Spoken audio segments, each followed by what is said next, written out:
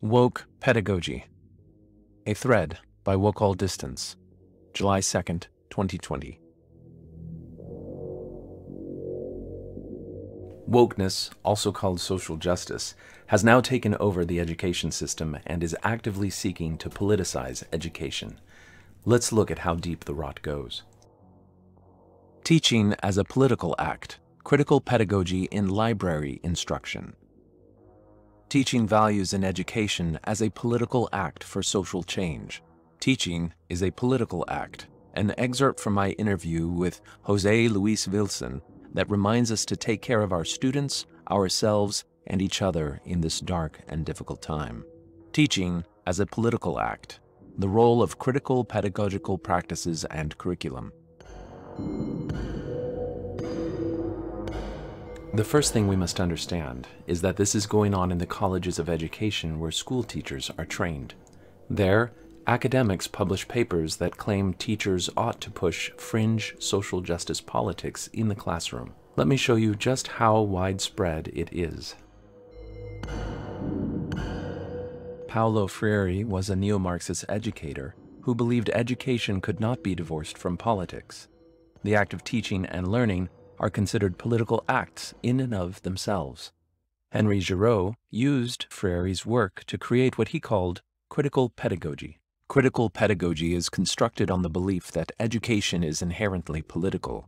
Whether one is teaching in Bangladesh or Bensonhurst, Senegal or Shreveport, East Timor or West New York, education is a political activity. According to Joe Kinchelo's book, Critical Pedagogy Primer, Giraud and Freire were central in the development of critical pedagogy. Freire's work beginning in 1970 and Giraud adding postmodernism to the mix in the 1980s. But it's just two guys, right? At this point, we need to know academic influence can be measured in citations. A citation is when an academic uses or cites another academic's work. The more citations you have, the more people are using your work. So, how influential are Paulo Freire and Henry Giraud? So let's compare them to other well-known scholars for some context. Jordan Peterson has over 13,000 citations. Isaac Newton has over 27,000 citations. Albert Einstein has over 131,000 citations. Richard Dawkins has 88,000 citations. Charles Darwin has over 184,000 citations. Paulo Freire has almost 412,000 citations. Freire, who tried to push fringe politics in elementary schools, is cited more than Charles Darwin, who discovered evolution, and Albert Einstein, who discovered the theory of relativity, combined.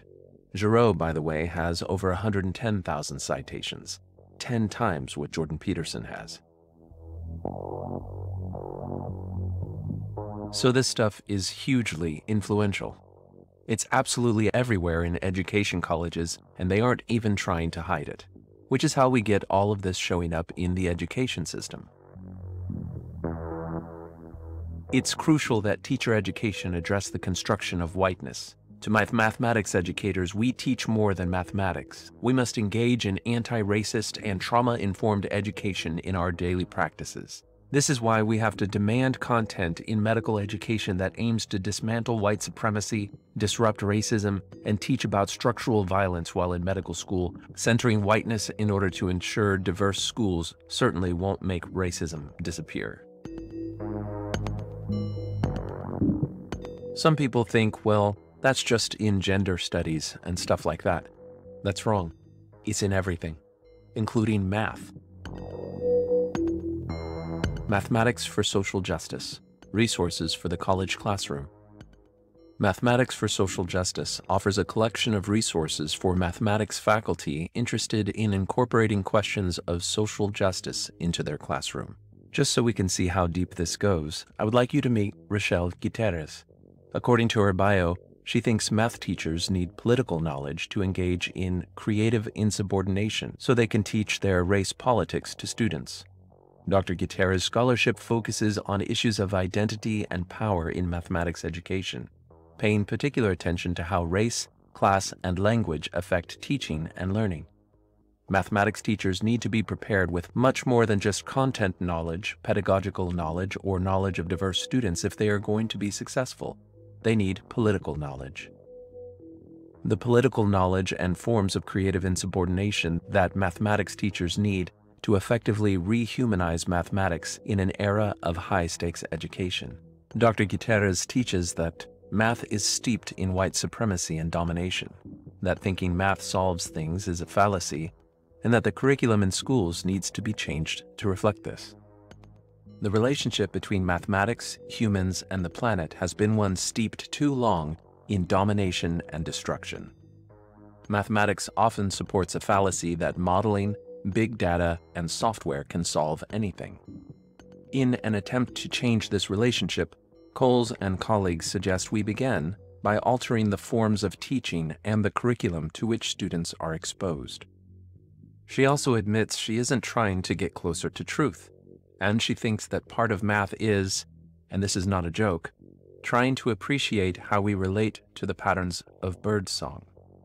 In the process of doing so, she backs up her argument by citing herself.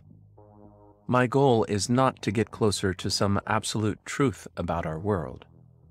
Given the history of particular knowledges, knowers, and ways of knowing that have dominated in our history with respect to mathematics, it is important to give greater focus to the ways other than human persons live mathematics.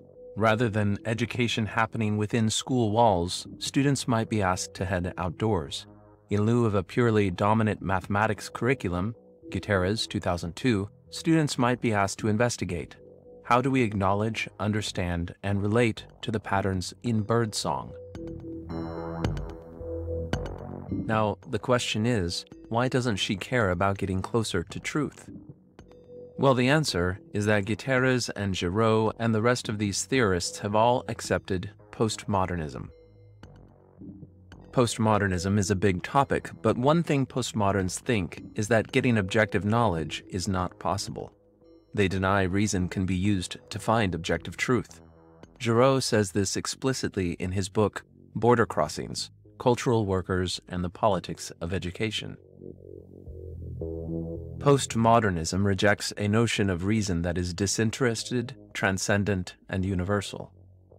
Within this context, the distinction between passion and reason, objectivity and interpretation, no longer exist as separate entities, but represent, instead, the effects of particular discourses and forms of social power.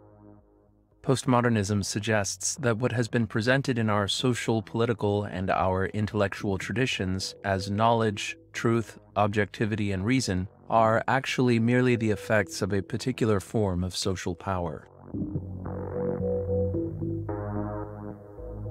And this is how we end up with papers saying we need to teach queer sexuality in math class, so fifth graders challenge the hegemonic structure of marriage by considering the intersectionality of sexuality and gender while offering an alternative reality.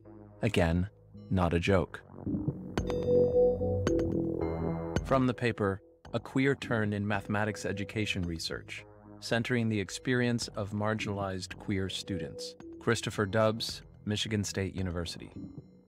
In mathematical inquiry, students appropriate the role of liberationists, and there are often tones of teaching mathematics for social justice. For example, consider Rand's fifth grade mathematical investigation on income of married couples. In this investigation, students used mathematics to challenge the hegemonic structure of marriage by considering the intersectionality of sexuality, gender, and class. Querying mathematical content rejects existing borders and offers an alternative reality.